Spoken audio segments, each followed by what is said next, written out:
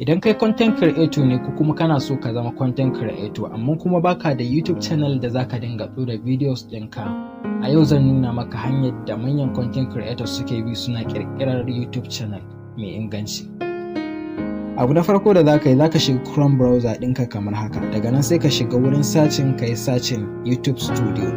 Bayan ka shiga zai kawo ka nan, sai ka zaɓi wannan na farkon. Daga nan zai buƙaci ka saka Gmail account ɗinka kamar haka. Idan kuma babu shi zai kai ka direct inda zaka ƙirƙiri sabon Gmail account. To amma ni ina da shi amma kuma ba da shi zan yi amfani ba, don haka zan danna nan inda aka sa skip ɗin nan domin in yi skipping ɗin shi. Ga nan yanzu ya ce mun create Google account, don haka ga nan zan saka first name, sannan in zo nan ƙasa in saka last name. Bayan na saka last name, ga nan zan danna next. Ga nan na danna next. Yawwa yanzu ya ce da ni in saka date of birth ɗina, da haka ga nan zan saita date of birth ɗina. Daga nan sai in zo nan inda aka sa gender in shiga, ga nan zan zaɓi gender, ga nan na wuce ga. A nan ya tambaye ni ne in saka username ɗin da zan dinga amfani da shi, don haka ga nan zan saka.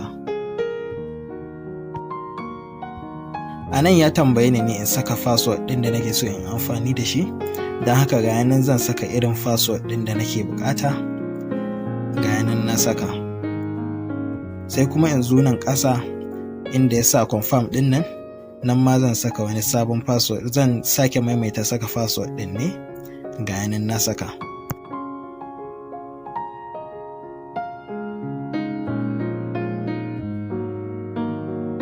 A nan kuma ya tambaye ni ne in saka number ta, don haka ga nan zan saka number wayata. Ga nan sun ce enter the code, don haka za su turo min wani code ne ga lambar layi na wadda zan yi amfani da ita. A nan sun tambaye ni ne in saka recovery account ɗina, to wannan dama ba dole ba ne, don haka ga nan zan yi skip ɗin shi. Na skip ɗin shi, yanzu na riga na buɗe Gmail account ɗina. Sai in danna nan inda aka rubuta agree ɗin nan. Ga nan sun tambaye ni in saka sunan channel ɗina tunda na gama buɗe Gmail account. Don haka bari in saka mata suna, bari in saka mata new channel. A nan sun tambaye ni ne zan sauke application ko dai zan yi amfani da website. Don haka bari in yi amfani da website, don haka nan ƙasa zan danna inda aka sa continue to studio. Gashi na a yanzu sun nuna min na gama ƙirƙirar YouTube channel ɗina, don haka abin da zan yi a gaba shine zan saita YouTube channel ɗin yanda ya kamata. Zan saka profile da banner picture da komi da dai abubuwan da suka kamata da sauransu. Bidiyon da zan yi a gaba zan nuna muku yanda za ku saita YouTube channel ɗinku yanda ya kamata.